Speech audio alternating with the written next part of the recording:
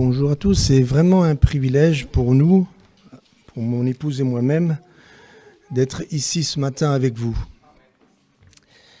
Il est vrai que, comme disait, je suis honoré d'être invité par le pasteur Jean-Christophe.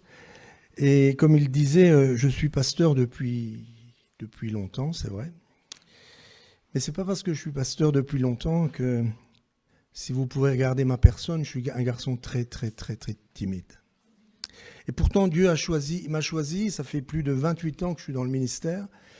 Et je bénis le Seigneur parce que Dieu est bon. On a un Dieu si bon, si grand, si merveilleux. Oui, c'est vrai, j'ai connu le Seigneur, j'étais enfant, petit. D'ailleurs, la sœur Padoula, elle disait qu'elle a connu ma mère. Et quand elle disait qu'elle a connu ma mère, j'avais 3 ans, quoi. Donc j'étais enfant. J'ai grandi dans une famille chrétienne. Je suis entré dans le ministère, j'avais 35 ans. Et je suis un papa marié avec Anna, mon épouse. Je suis papa de 3 enfants, 2 garçons et une fille, dont Olivier, qui est le deuxième. Et je suis grand-père de 4 petits-enfants, 3 garçons et une fille. Et bientôt, d'autres petits-enfants qui viendront.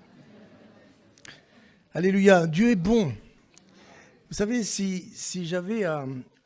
C'est pas mon habitude. Vous savez, je ne suis pas quelqu'un qui va vous apporter un message théologique. Je dis ce que Dieu me dit à moi et je le dis pour vous.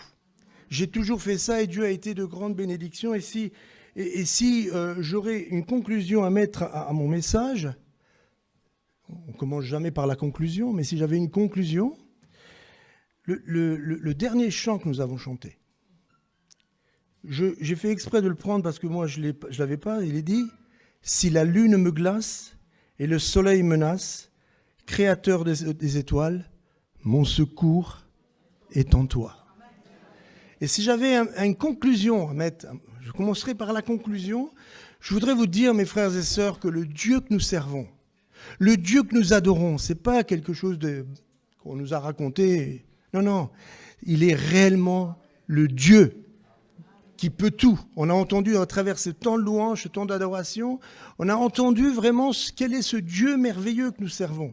Quel est ce Dieu merveilleux pour lequel nous chantons, nous louons, nous adorons. Il est un Dieu merveilleux. Vous savez, ici nous sommes assez nombreux. Si on se mettrait à raconter ce que Dieu a fait dans notre vie, si à chacun à tour de rôle on viendrait ici pour raconter ce que Dieu aurait fait dans notre vie, je crois qu'on serait encore là demain matin. Parce que Dieu est un Dieu de bénédiction, il est un Dieu de consolation, il est un Dieu il nous encourage, il nous soulève, il est toujours à nos côtés, parce qu'il est le Dieu plein d'amour. On l'a entendu dans les moments de prière des sœurs qui ont prié et qui ont dit que Seigneur, il a donné sa vie pour nous. Il a renoncé à sa propre vie pour nous. Et ce matin, j'aimerais partager avec vous une pensée de la parole de Dieu. J'aimerais lire un texte avec vous, un passage de la Bible d'un homme de Dieu. Quand on parle de cet homme, on peut dire « Waouh, Dieu est un grand Dieu, Dieu est un Dieu merveilleux. Dieu fait des choses au travers de nous. Il fait des choses merveilleuses. » Et quand je regarde ce texte que je vais lire exprès, j'ai voulu penser à ce texte, je me dis... Waouh! Je voudrais vous lire un passage de la parole de Dieu dans le premier livre des Rois, au chapitre 19. Je sais que vous connaissez ce passage, je sais que vous connaissez cette histoire, mais j'aimerais m'arrêter avec vous et vous parler de cet homme de Dieu. Il est dit dans le chapitre 19 du premier livre des Rois, verset 1er, il est dit « Achab rapporta à Jézabel tout ce qu'avait fait Élie. Et comment il avait tué par l'épée tous les prophètes. Jézabel envoya un messager à Élie pour lui dire « Que les dieux ne me fassent ceci et qu'ils ajoutent encore cela, si demain à cette heure je ne fais pas de ta vie ce que tu as fait de la vie de chacun d'eux. » Élie, voyant cela, se leva et s'en alla pour sauver sa vie. Il arriva à Beersheba, qui appartient à Juda, et y laissa son serviteur. Quant à lui, il alla dans le désert et à une journée de marche, il s'assit sous un genêt et demanda la mort en disant « C'est trop, c'en est trop, maintenant Éternel, prends ma vie, car je ne suis pas meilleur que mes pères. » Il se coucha et s'endormit sous ce genêt. Or voici qu'un ange le toucha et lui dit, « Lève-toi, mange. » Il regarda et il y avait à son chevet un gâteau sur des pierres chaudes et une cruche d'eau. Il mangea et but, puis il se recoucha. L'ange de l'Éternel vint une seconde fois, le toucha et dit, « Lève-toi, mange, car le chemin serait trop long pour toi. » Il se leva, mangea et but. Avec la force que lui donna cette nourriture, il marcha 40 jours et 40 nuits jusqu'à la montagne de Dieu, à Horeb. Là-bas, il entra dans la grotte et y passa la nuit. Or, voici que la parole de l'Éternel lui fut adressée en ces mots, « Que fais-tu ici, Élie ?» Il répondit, « J'ai déployé mon zèle pour l'Éternel, le Dieu des armées, car les Israélites ont abandonné ton alliance, ils ont renversé tes autels, ils ont tué par l'épée tes prophètes. Je suis resté moi seul, et ils cherchent à prendre ma vie. » L'Éternel dit, « Sors, et tiens-toi sur la montagne devant l'Éternel. » Et voici que l'Éternel passa. Un grand vent violent déchirait les montagnes et brisait les rochers devant l'Éternel. Et l'Éternel n'était pas dans le vent. Après le vent, il se fut un tremblement de terre. L'Éternel n'était pas dans le tremblement de terre. Après le tremblement de terre, un feu. L'Éternel n'était pas dans le feu. Enfin, après le feu, un son doux et subtil. Quand Élie l'entendit, il s'enveloppa le visage de son manteau. Il sortit et se tint à l'entrée de la grotte. Or voici qu'une voix lui dit, « Que fais-tu ici, Élie ?» Il répondit, « J'ai déployé mon zèle pour l'Éternel, le Dieu des armées, car les Israélites ont abandonné ton alliance, ils ont renversé tes autels, ils ont tué par l'épée tes prophètes. Je suis resté moi seul, et ils cherchent à prendre ma vie. » L'Éternel lui dit, « Va, reprends ton chemin par le désert jusqu'à Damas. » Jusqu'ici, la parole du Seigneur. Ce matin, j'aimerais vous parler de cet homme, Élie. Élie, quand je regarde ce texte, je vous ai dit exprès tout à l'heure, quand on parle du prophète Élie, Élie, c'est un, je dirais, j'aime bien dire ce mot, c'est « waouh, quel homme !» Et pourtant, quand j'ai lu le texte que je viens de vous lire, on peut s'apercevoir que Élie, excuse-moi, Élie, mais n'était pas quelqu'un de formidable. Enfin, c'est Salvatore, moi qui le dis. Sauf que je voudrais regarder d'abord, et vous regardez avec vous, qui est Élie ? Et à quel moment on entend parler de ce prophète, cet homme de Dieu ? Il est dit au chapitre 16, la dernière partie du chapitre 16, il est dit que le roi Achab, le roi qui est le roi d'Israël, le roi Achab, a fait plus que tous les autres rois pour irriter l'Éternel. Il est dit, Achab fit aussi le poteau d'Achéra et Achab fit plus encore pour irriter l'Éternel, le Dieu d'Israël, que tous les rois d'Israël qui avaient été avant lui. Et à ce moment-là, le peuple de Dieu avait abandonné l'Éternel. Le peuple de Dieu s'était mis à suivre le Dieu Baal. Il y avait 450 prophètes de Baal, 400 prophètes d'Astarté. Et le roi Achab avait vraiment abandonné l'Éternel. Le peuple d'Israël était complètement, il avait complètement perdu la route. Et à ce moment-là, voilà qu'Élie intervient. Et on connaît, je sais que vous connaissez l'histoire d'Élie, ce grand prophète. Au chapitre 17, il est dit, Élie le Tishbite, l'un des habitants de Galade, dit à Achab, mais qui est Élie ? Quand il est né, quel âge il a, Élie ? On ne sait pas quel âge il a. Sauf qu'Élie apparaît à un moment donné où le peuple d'Israël est un peuple qui est corrompu, un peuple qui ne veut rien entendre de Dieu. Et Élie s'approche et dit au roi Achab, l'Éternel est vivant, le Dieu d'Israël devant qui je me tiens. Il n'y aura ces années-ci ni rosée ni pluie, sinon à ma parole. La parole de l'Éternel lui fut adressée en ces mots. Maintenant, Élie, tu sais ce que tu fais. Pendant qu'il n'y aura pas de pluie, tu vas aller au torrent Kérit. Et là, tu vas boire l'eau du torrent.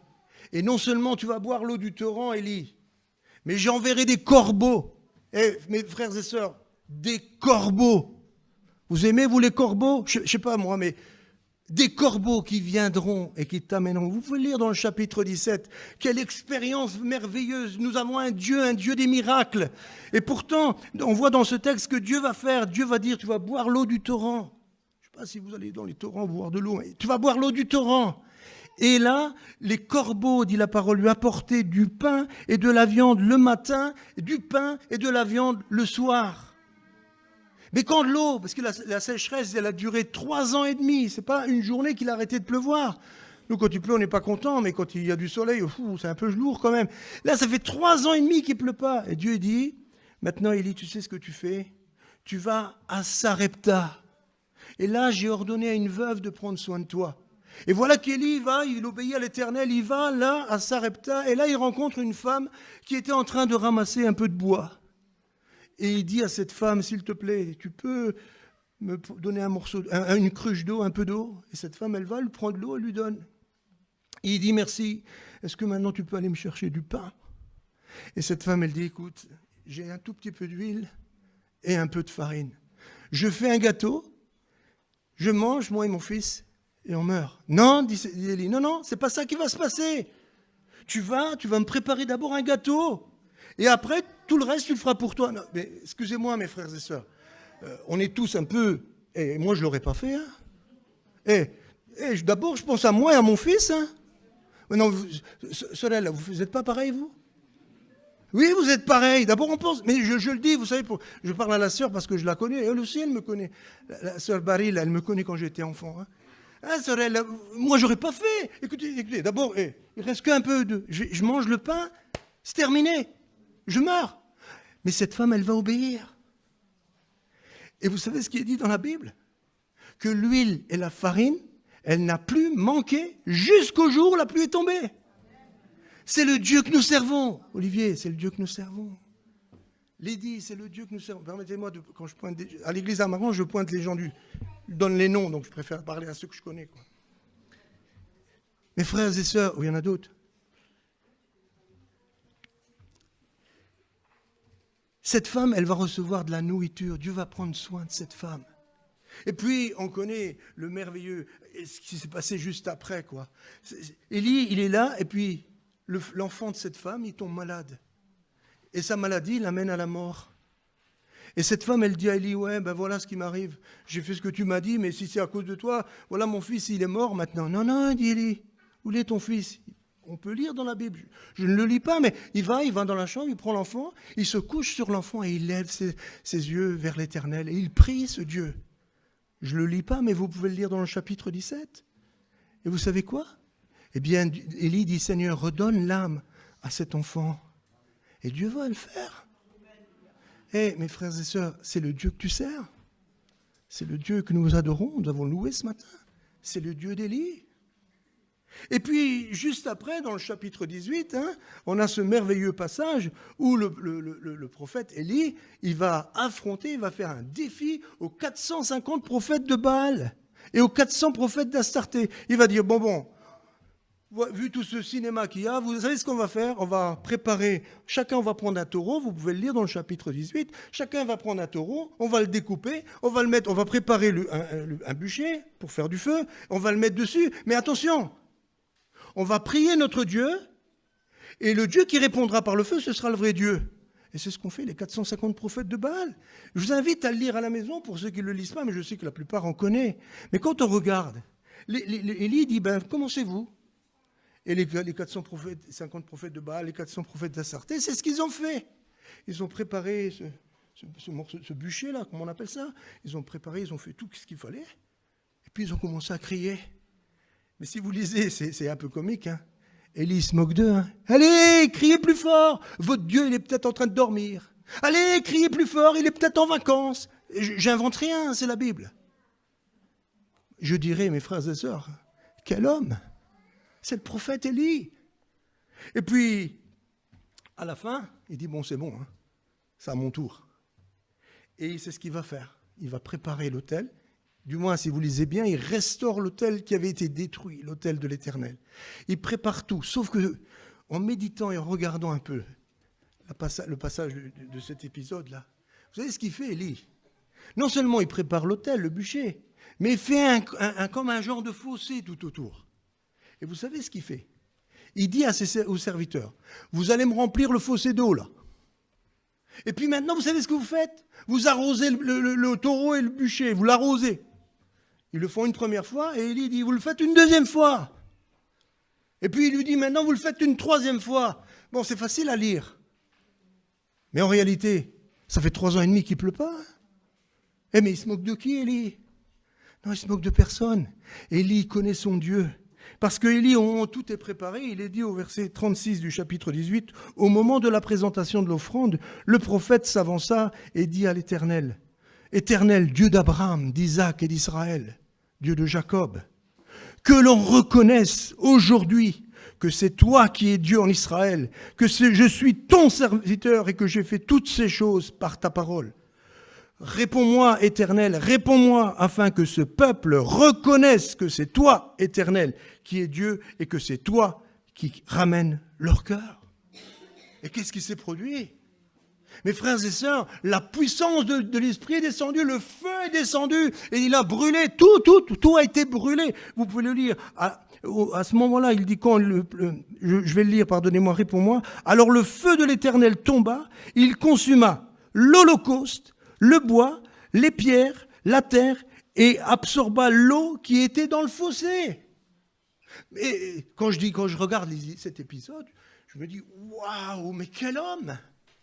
Et nous avons chanté ce merveilleux chant qui dit « Si la lune me glace », je vais reprendre les paroles, « Si la lune me glace, si mes larmes ruissellent et que mon pas chancelle, mon créateur de la terre, mon secours est en toi. » Mais vous savez ce qu'on a chanté juste après, la strophe d'après? Il dit « Je lève les yeux vers les hauts sommets. » Je me rappelle quand j'étais enfant, peut-être qu'il y a quelqu'un qui connaît ce chant qui dit « Je veux aller sur la montagne, c'est là que l'on rencontre Dieu, c'est là que la joie nous inonde. » Et vous savez quoi, comme il est dit dans ce texte, juste après ce moment-là particulier, un moment bénéfique. Quel homme, Élie, quel homme. Moi je dirais « Waouh, Seigneur, je voudrais être comme lui. » Mais quand les 450 prophètes de Baal ont été mis à mort, et que si vous regardez encore un tout petit peu plus loin, lorsque Élie dit d'abord il dit à son serviteur, regarde, la pluie va arriver pas. Il dit, où est la pluie? Il n'y a pas de pluie. Si, regarde. Mais non, il n'y a pas de pluie. Regarde, il y a un petit nuage là-bas. La pluie, elle va arriver. Cours, il dit au roi Achab, rentre chez toi, vite, parce qu'il va pleuvoir. Moi, je dirais un petit nuage, tu rêves, Élie. Non. Mais vous savez quoi? Le roi Achab, il prend là son char, mais il est dit que Élie se met à courir. Et il court tellement vite qu'il va plus vite que le char. Il arrive avant le roi Achab. Je répète, mes frères et sœurs, quel homme. Je vous ai raconté cette histoire. Je sais que vous connaissez cette histoire. J'ai fait exprès d'insister dessus. Parce que lorsque le roi Achab il arrive là-bas, chez lui, il va raconter à sa femme Jézabel ce qui s'est passé, quoi. Et Élie, comme toi, comme moi, après des moments particuliers, des moments de bénédiction, qu'est-ce qui peut encore nous arriver? La reine, elle va baisser les bras, elle va arrêter de faire tout son cirque. 450 prophètes de Baal, 400 prophètes d'Astarté. En plus, tous ces prophètes, ils mangeaient à sa table. Peut-être que cette femme, elle va se calmer un petit peu. C'est ce qu'il pensait Élie. Et parfois, c'est l'attitude que moi j'ai, c'est l'attitude que nous avons. Mes frères et sœurs, le secours, il ne vient pas de Salvatore. Le secours, il vient de lui. Et trop souvent, mes frères et sœurs, on est comme le prophète Élie. Mais ça me rassure, vous savez pourquoi? Parce que quand je regarde cet épisode que j'ai lu dans ce chapitre 19, je dirais, Élie, t'es vraiment... Non. La première chose que le Seigneur voudrait te dire ce matin à toi, mon frère, ma sœur, mais il l'a dit à moi qui ai préparé ce message, c'est qu'Élie est un homme, comme le dit l'épître de Jacques, de la même nature que nous. Nous, on pouvait dire c'est un surhomme. Dieu a fait à travers lui des choses extraordinaires. Et trop souvent, on cherche l'extraordinaire. On cherche à voir les choses tellement grandes, les choses qui sont merveilleuses. Et souvent, les épreuves, les difficultés arrivent parce qu'on n'est pas content. Les choses n'ont pas été faites comme je voulais. D'ailleurs, si vous regardez, Élie, qu'est-ce qu'il fait à ce moment-là? Lorsqu'il entend que cette femme, elle dit « je vais te tuer », regardez bien ce qu'elle dit, que les dieux, pas l'Éternel, que les dieux me fassent ceci et qu'il ajoute encore cela, si demain à 7 heures, je ne fais pas de ta vie ce que tu as fait au prophète. Je dirais, moi, je ferais pareil. Je me dis que je ferais pareil parce que je ne suis pas un Superman, moi. Je suis un homme comme Élie, un homme tout petit, un homme qui a besoin du secours qui me vient de l'Éternel. Et trop souvent, peut-être, on pense qu'en tant que chrétiens, nous sommes des hommes qui rien ne peut nous atteindre. Oui, rien ne peut nous atteindre. Parce que lui, il peut toutes choses. Je peux tout, dit la parole de Dieu, en celui qui me fortifie.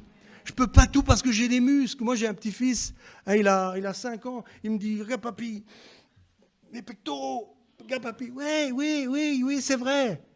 Mais ce n'est pas la force d'un. Je peux faire de la musculation tous les jours. Ce n'est pas ça qui va me permettre de remporter la victoire. Parce que l'adversaire, le diable, lui qui a été vaincu à la croix, lui dans lequel le Christ, il a effacé l'acte qui était rédigé contre nous et dont les dispositions nous étaient contraires. Cet acte, toutes les accusations que le diable il peut te donner, il l'a définitivement cloué à la croix. Ça, il faut que tu le tiennes bien ancré dans ta tête. Le diable, l'adversaire, il ne peut rien contre toi. Sauf qu'il est un lion rugissant, mes frères et sœurs. Et quand je regarde un peu l'exemple d'Élie, eh bien, Élie, à ce moment-là, quand il entend ce qui se passe, il s'enfuit. Il s'enferme. Excusez-moi, mes frères et sœurs, mais c'est souvent l'attitude que nous avons lorsque les choses ne vont pas bien. On s'isole. Et lorsqu'on s'isole, eh bien, excusez-moi, mais lorsqu'on s'isole, c'est là que c'est plus facile pour l'adversaire. Hein. Il est un lion rugissant, cherché à qui peut dévorer. Vous savez, mes frères et sœurs, le Dieu que nous aimons, le Dieu que nous servons, il ne nous a pas fait être des chiens. Pardonnez-moi si je dis le mot. Le chien, c'est péjoratif. Souvent, quand on doit dire à quelqu'un, t'es qu'un chien, c'est péjoratif. Mais je sais qu'il y a des gens qui ont des chiens. J'ai un neveu qui a un chien. C'est comme si c'était son bébé. Vous savez, les chiens, c'est quelque... Moi, personnellement, je n'ai pas de chien. Mais quand je vois mon neveu, il a un chien, il le console comme si c'était un enfant. Il le gâte, il le soutient dans ses bras, il l'embrasse. Mais un chien, c'est fidèle. Et un chien, vous savez, il est capable de vivre tout seul. Mais nous ne sommes pas des chiens. Je ne parle pas au sens péjoratif. Hein. Vous pouvez être le plus beau chien. Celui qui est tellement beau, qui ressemble à un renard, ou je ne sais pas quoi, là, ou un nounours. Vous n'êtes pas des chiens. Vous êtes des brebis. Et la brebis, vous savez, elle ne peut pas vivre seule. D'ailleurs, Jésus lui-même, il raconte qu'il est ce berger, ce bon berger, qui est prêt à laisser les 99 dans un coin ensemble pour aller chercher celle qui est perdue. Tu es qu'une brebis, tu ne peux pas t'en sortir tout seul. Et que fait l'adversaire? Il fait ce qu'il a fait à Élie. Il fait en sorte qu'Élie croit que, je suis qu'un bon à rien, j'ai pas réussi, ça n'a pas marché. Je croyais que le peuple, il allait te louer, il allait t'adorer. Et il dira lorsque le Seigneur va lui parler, il dira, je suis resté tout seul. Il n'y a personne qui... Tout ce que j'ai fait, il le dit par 2 fois. Lorsque l'Éternel lui demande, mais qu'est-ce que tu fais là? Il dit, j'ai déployé mon zèle pour l'Éternel, le Dieu des armées, car les Israélites ont abandonné ton alliance. Ils ont renversé des autels, ils ont tué par l'épée les prophètes. Je suis resté moi seul. Et ils cherchent maintenant à prendre ma vie. Oui, trop souvent, l'adversaire, mon frère, ma sœur, il t'amène des luttes, des combats dans ta vie pour t'isoler. Mon frère, ma sœur, lève tes yeux vers les montagnes. Là nous vient le secours. Mais quand on regarde dans ce passage de la parole de Dieu, vous savez, on vit dans un monde où lorsque tu fais une erreur, eh bien on te pointe du doigt. Regardez l'exemple de Job. Job, quand il a perdu ses enfants, et puis il est tombé malade au point qu'il était dans la cendre, il se graillait de partout. Qu'est-ce qu'elle lui dit, sa femme? Pardonnez-moi, c'est la Bible qui nous le raconte. Mais qu'est-ce que tu espères encore? Mais maudit Dieu et meurs. Et que fait Job? Pardonnez-moi, il dit, je sais que mon Rédempteur vit. Peu importe si je traverse les tempêtes. Mais que font les amis de Job? Si c'est arrivé, Lydie, c'est parce que tu as péché. Je te l'ai dit parce que c'est ma belle-fille. Je peux dire, Anna, c'est ta faute. L'adversaire, c'est ce qu'il fait. L'adversaire, il cherche toujours à nous culpabiliser. Mais le Dieu d'Abraham, le Dieu d'Isaac, le Dieu de Jacob, le Dieu que nous avons loué ce matin, il est ce bon berger, l'Éternel est mon berger. Je ne manquerai de rien. Il me fait reposer dans de verts pâturages. Et il le dit encore, et même si je marche dans la vallée de l'ombre de la mort, je ne craindrai aucun mal, car il est avec moi. Et on a chanté tout à l'heure, mes frères et sœurs, si vous regardez les chants que nous avons chantés, mon frère, ma sœur, le Seigneur, il ne nous abandonnera jamais. D'ailleurs, c'est ce qu'il fait. Élie, qu'est-ce qu'il fait? Il s'en va, il laisse son serviteur, il part. Et il se met sous un genou, puis il dit, Seigneur, ouais, ça ne sert à rien, Seigneur, prends ma vie, j'ai envie de mourir. C'est mieux que tout s'arrête. Peut-être que c'est une attitude que dans ta vie, les épreuves, les difficultés t'ont poussé peut-être à dire ces mêmes paroles. Je peux vous dire que quand l'adversaire, il attaque, hein. Je pourrais vous raconter le nombre de fois où l'adversaire, il a cherché à nous briser, à me briser. Mais Dieu, il nous fait une promesse, je serai avec vous tous les jours. Et lorsque on voit Élie, Élie, c'est un homme de la même nature que nous. Il n'y a personne qui peut se sentir coupable ce matin. Le Seigneur, il est bien Dieu, plein d'amour. Vous savez ce qu'il fait, le Seigneur? Élie dort, et le Seigneur, qu'est-ce qu'il fait? Il le réveille. Et quand il le réveille, il y a une cruche d'eau, hein, notez bien, il se coucha et s'endormit. Or voici un ange, le toucha et lui dit, lève-toi. Il regarda, et il y avait à son chevet un gâteau sur des pierres chaudes. Et ce n'était pas un gâteau qui venait de la veille, hein. Il venait d'être cuit sur les pierres chaudes et une cruche d'eau. Et l'ange lui dit, mange, bois et mange. Et c'est ce que fait Élie. Il mange et boit, sauf qu'il se recouche. Et puis le Seigneur le réveille à nouveau. Il se réveille et lui dit, mange et bois parce que ta route, elle est longue. Et que fait Élie? Il mange et boit. Et si vous lisez bien le texte, il a marché pendant 40 jours et 40 nuits. C'est écrit ainsi, hein, c'est pas Salvatore qui l'invente. Hein. Il est dit, l'ange de l'Éternel vint une seconde fois, il se leva, verset 8, mangea et but, avec la force que lui donna cette nourriture, il marcha 40 jours et 40 nuits jusqu'à la montagne de Dieu à Horeb. Et je ne sais pas lequel d'entre nous ici est très sportif, hein, mais je suis sûr que le plus grand des sportifs ici, il n'est pas capable de marcher 40 jours et 40 nuits sans dormir. Hein. Je regarde Olivier, tu t'en es capable, Olivier? Tu peux faire tout ce que tu veux comme sport, hein? Mais Dieu lui a donné cette force. Parce que Dieu, c'est le Dieu que nous servons, c'est le Dieu de l'impossible. C'est le Dieu qui est capable de faire de grandes choses.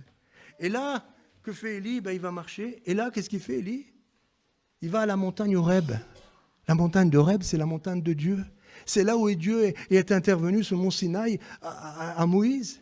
Mais qu'est-ce qu'il fait, Élie? Au lieu d'aller sur la montagne, je veux aller sur la montagne, c'est là que l'on rencontre Dieu. Qu'est-ce qu'il fait, lui? Il va dans une grotte. Il va se cacher. Et l'Éternel l'intervient et dit, mais qu'est-ce que tu fais là?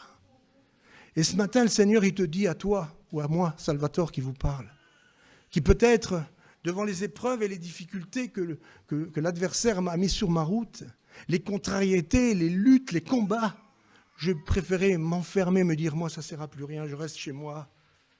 Je suis persuadé qu'il y en a au milieu de nous qui l'ont déjà dit. Je vous le dis parce que moi, je l'ai déjà dit. Et le Seigneur, il lui dit, mais qu'est-ce que tu fais là, Élie? Alors Élie, il essaie de se justifier. Il dit, Seigneur, je suis resté tout seul. C'est ce que l'adversaire, il veut que tu crois. Hein. Et par 2 fois, le Seigneur lui dira ça.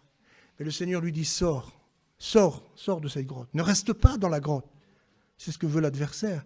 Et à ce moment-là, on a lu dans ce texte qu'il y a eu un grand vent qui a commencé à souffler. Ah, qu'est-ce qu'on aime quand ça bouge. Hein. Il y a eu un grand tremblement de terre. Ah, qu'est-ce qu'on aime quand ça tremble. Hein. Ah, il y a eu un feu. Ah, qu'est-ce qu'on aime quand tout s'embrase. Hein. Mais la Bible dit que l'Éternel, il n'était pas là. Il était dans le son doux et subtil. Et il dit à Élie, qu'est-ce que tu fais là? Élie, retourne, Élie. Parce que ta route ton travail n'est pas terminé. Mon frère, ma soeur, j'aimerais te dire ce matin, j'aimerais te laisser sur ton cœur le Dieu que tu as loué ce matin, le Dieu que tu as adoré ce matin, ce Dieu dans lequel nous avons partagé le pain et le vin, pour nous rappeler de ce qu'il a accompli pour nous à la croix. Il nous dit, mon frère, ma soeur, écoute bien, il nous dit à chacun d'entre nous, la route, elle n'est pas terminée. Tu as encore du chemin à faire. C'est pas toi qui vas faire les choses. Élie, t'es pas tout seul. Mets ton nom à la place d'Élie, t'es pas tout seul. J'ai laissé 7000 hommes qui n'ont pas plié les genoux devant Baal. Et le Seigneur te dit, mon frère, ma soeur, écoute bien. je ne te laisserai jamais seul. Tu n'es pas seul. Et le Seigneur te dit ce matin, il me dit à moi, peu importe ce que je vis, peu importe ce que je traverse, peu importe les circonstances adverses qui me viennent, au point que je suis comme Élie, qui dit, Seigneur, ça ne sert à plus rien, fais-moi mourir. Je n'ai plus d'intérêt, Seigneur. Le Seigneur, il dit, non, Salvatore, continue. Continue. Et l'apôtre Paul, il dit, j'ai combattu le bon combat. J'ai fini la course. Mes frères et sœurs, la course, elle n'est pas encore terminée. Soyons des hommes et des femmes qui, comme Élie. Élie, il a continué. Vous savez, quand on lit l'histoire d'Élie, bien sûr, je n'ai pas lu plus loin, mais Élie va devoir nommer Élisée à sa place.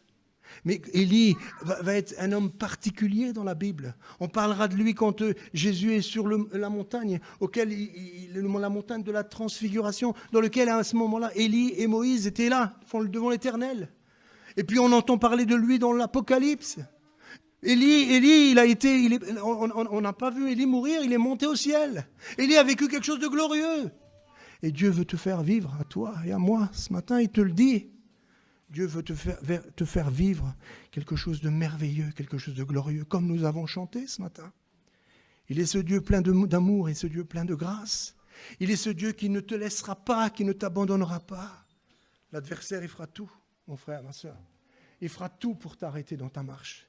Il mettra sur ta route tellement d'embûches, tellement d'obstacles. D'ailleurs, la parole de Dieu qui dit « large et spacieuse est le chemin qui mène à la perdition et étroite. Et la voie étroite est le chemin qui mène à la vie. » Et l'adversaire, il fera tout pour mettre des embûches, des obstacles. Mais le Seigneur te voit ce matin, comme il voyait Élie tout seul dans sa grotte. Le Seigneur l'a vu tout seul sous son genêt. Et le Seigneur est apparu à Élie. Il l'a vu dans la grotte. Il est apparu dans ce son subtil. Élie, je suis là. Élie, tu ne vois pas. Élie, tu ne m'entends pas peut-être. Mais je suis là. Je suis à tes côtés. Mais trop souvent, mes frères et sœurs, nous recherchons peut-être tout dans ce qui est spectaculaire. Nous recherchons tout dans ce qui est la force. Nous recherchons tout ce qui est dans l'embrasement. Alors que Dieu, parfois, il est dans les choses toutes petites. Souvent, nous, on regarde ceux qui sont grands, ceux qui font des choses extraordinaires. Mais chacun d'entre nous, nous sommes le corps de Christ. Et chacun d'entre nous, nous sommes membres de ce corps. Et vous savez, dans une main, il y a 5 doigts. Et mes 5 doigts, ils ne sont pas pareils. Mais chaque doigt est important. Dans le corps humain, nous avons des membres qui sont différents. Vous savez, si ça me gratte dans le dos, je vais prendre ma main et je vais me gratter. Vous ne le faites pas, vous? Mais si à un moment donné, quand vous voulez gratter, Olivier, tu ris, mais quand tu veux gratter ton dos, si le coude, il dit stop, eh ben, tu peux bouger ta main. Et si l'épaule, dit stop, si le coude, il ne veut pas se plier, ben, tu peux faire ce que tu veux. C'est pour cela, mes frères et sœurs, chacun d'entre nous, peut-être que tu es le petit doigt. Heureusement que j'ai le petit doigt pour me gratter l'oreille. Pardonnez-moi, aux yeux de Dieu, chacun d'entre nous, nous avons une importance. Ne laissons pas l'adversaire nous arrêter dans notre course. Élie, c'était un grand homme, mais c'était un homme de la même nature que moi. Dans les épreuves, dans les difficultés, comme tout homme, il s'est isolé, il a dit ça ne sert à plus rien. Mais le Dieu que nous servons, le Dieu que nous aimons, c'est un Dieu plein de bonté, plein de grâce. Et je voudrais te dire, mon frère, ma sœur, Dieu voudrait que tu puisses être dans cette génération. Une génération comme dans le temps du prophète Élie, le peuple de Dieu avait abandonné l'Éternel. Et nous vivons un temps où l'Église est travaillée. L'Église, l'adversaire fait tout pour isoler l'Église, fait tout pour mettre en déroute l'Église. Mais Jésus dit, je bâtirai mon Église et les portes du séjour des morts ne prévaudront pas contre elle. On a entendu tout à l'heure dans un chant, l'adversaire, il ne peut pas faire ce qu'il veut. Le Seigneur, c'est comme s'il dit, stop, tu n'as rien à dire, tu n'as rien à faire. Mais trop souvent, quand on voit l'adversaire, parce qu'on le voit malheureusement, et ça nous attaque, alors on est un peu comme Élie. Mais le Seigneur, il voudrait te dire, je suis le bon berger. Salvatore, je dis mon prénom, mais le tien. Je ne te laisserai pas, je ne t'abandonnerai pas. Le Seigneur, il est fidèle. Ce qu'il a fait hier, il le fera aujourd'hui et il sera capable de le faire encore demain. Le Dieu que nous aimons, il a décidé, il a choisi que dans cette génération, tu sois cet instrument qui portera son nom. Et pour cela, mon frère, ma sœur, il faut que tu continues la course. Ne laisse pas l'adversaire t'arrêter. Ne laisse pas l'adversaire te faire peur. Ne laisse pas l'adversaire, mon frère, ma sœur, te mettre en déroute. J'aimerais vraiment te laisser ça sur ton cœur ce matin. Qui que tu sois, le Seigneur te dit, je ne te laisserai pas, je ne t'abandonnerai pas. Je serai tous les jours avec toi. Tous les jours, jusqu'à la fin du monde. Je serai avec toi. Vous savez, mes frères et sœurs, on a un Dieu tellement grand, un Dieu tellement merveilleux. C'est vrai, on a prié pour le frère qui était malade. Parfois, le Seigneur, il guérit. Parfois, malheureusement, parfois. Mais toute chose concourt au bien, on a entendu tout à l'heure, toute chose concourt au bien pour ceux qui aiment Dieu. Mes frères et sœurs, Dieu parfois nous permet de passer par des épreuves, des difficultés, justement pour qu'on puisse se rendre compte quel est le Dieu que nous servons. Si je vous raconterai des histoires, vous direz, c'est super, c'est bien. Mais si nous vivons des histoires, des expériences, de voir ce grand Dieu tellement grand, tellement merveilleux. Je terminerai par vous apporter un témoignage que peut-être vous avez déjà entendu. Peut-être. Je vous ai dit tout à l'heure que je suis né dans une famille chrétienne. Et j'aimerais vous raconter, peut-être que cette histoire vous a déjà été racontée. J'aimerais vous raconter comment le Seigneur est intervenu, comment le Seigneur il est entré dans la famille de mes parents. Je ne sais pas si un jour Olivier vous a raconté cette histoire, mais peut-être qu'il l'a fait. Mon père, tout à l'heure, je parlais avec un frère, mon père était calabrais, du bas de l'Italie, et il était un homme très religieux. Très religieux. Il avait sa sœur aînée qui était mère supérieure en Italie, et lui, il était très religieux. Alors, dans les années 50, il s'est marié, dans les années 50-55, et il est venu travailler en France. Au moment où il est parti d'Italie, il a mis ma mère enceinte, et il est venu travailler en France. Ma sœur aînée, ma première sœur aînée, mon père était en France, elle est née en Italie, et mon père, il est allé en Italie quelques mois après, une année après peut-être. Il a vu sa fille, sa première fille, elle était déjà peut-être, elle marchait peut-être pas, mais elle était déjà née. Et il a mis ma mère enceinte une deuxième fois, et il est reparti travailler. Et mon premier frère, il est né à ce moment-là, et mon père, pareil, il est retourné, mais l'enfant était déjà né. Et puis à un moment donné, mon père a dit stop, ça suffit, tu vas venir avec moi. Il amène ma mère en France. C'était dans les années 60. Et à ce moment-là, il met ma mère enceinte. Et mon frère, le premier frère qui va naître en France, celui qui est plus âgé que moi, juste un peu plus âgé que moi, certains l'ont connu, il est né en 1961. Et mon père, le premier enfant, il a vu ma mère enceinte, il a vu le premier enfant, un garçon en plus qui naît en France, il le voit naître, peut-être il a assisté à l'accouchement de ma mère, peut-être, il le voit grandir, il le voit, il joue avec lui. C'était les autres, bon, c'est pas qu'il les aimait pas, mais il les avait pas vus naître. Il n'avait pas pu bénéficier de cette joie de voir cet enfant qui courait près. Mon père disait, racontait, peut-être certains l'ont entendu, que quand il rentrait du travail, il y avait mon petit frère, mon frère qui est plus grand que moi. Il était là, le petit, il attendait papa à la maison. Alors mon père, c'était la grande joie, super génial. Sauf que mon frère, il a eu 14 mois, il est tombé malade. Et à l'époque, je parle des années 61-62, c'était pas comme aujourd'hui.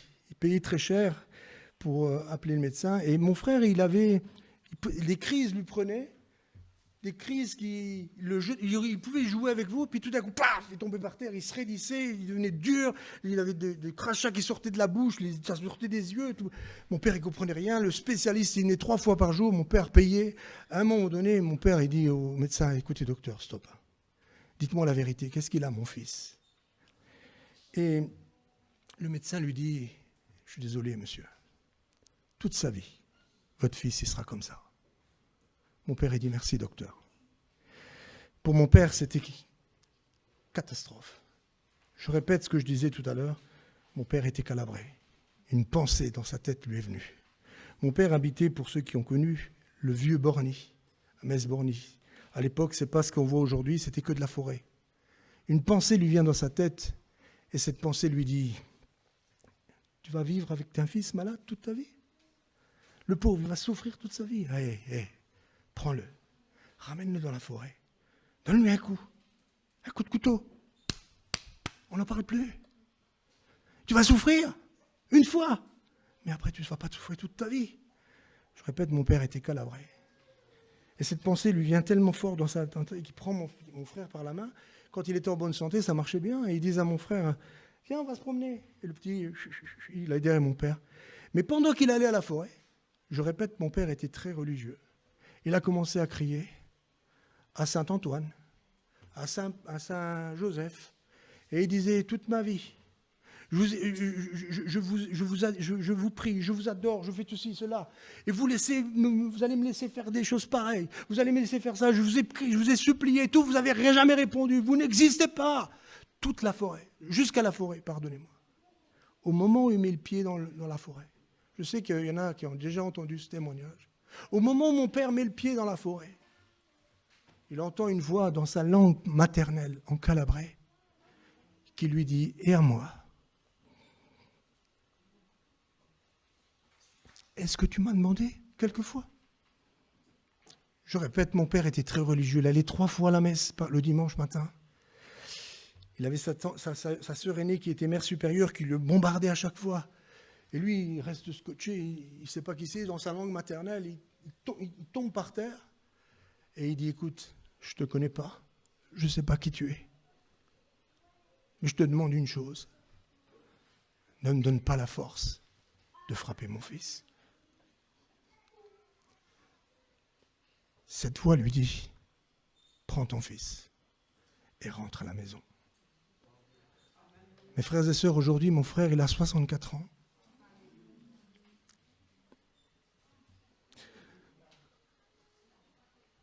Pardonnez-moi, j'en suis ému parce que ce qui est arrivé, c'est le Dieu que nous servons. À ce moment-là, mes frères et mes sœurs, mon père a dit, mais il a cherché Dieu, il a trouvé Dieu. Et à partir de ce moment-là, il a donné sa vie à Dieu. Et son exemple a été de bénédiction pour beaucoup qui parmi vous peut-être l'ont connu. Mes frères et sœurs, je voulais vous raconter ce témoignage parce que trop souvent nous pensons, devant les épreuves, devant les difficultés, nous oublions, comme nous avons chanté, je veux aller sur la montagne parce que notre secours, il est là. Et trop souvent, nous cherchons dans nos forces, nous cherchons comme dans l'histoire d'Élie, dans le tremblement de terre, dans le feu, dans le vent violent.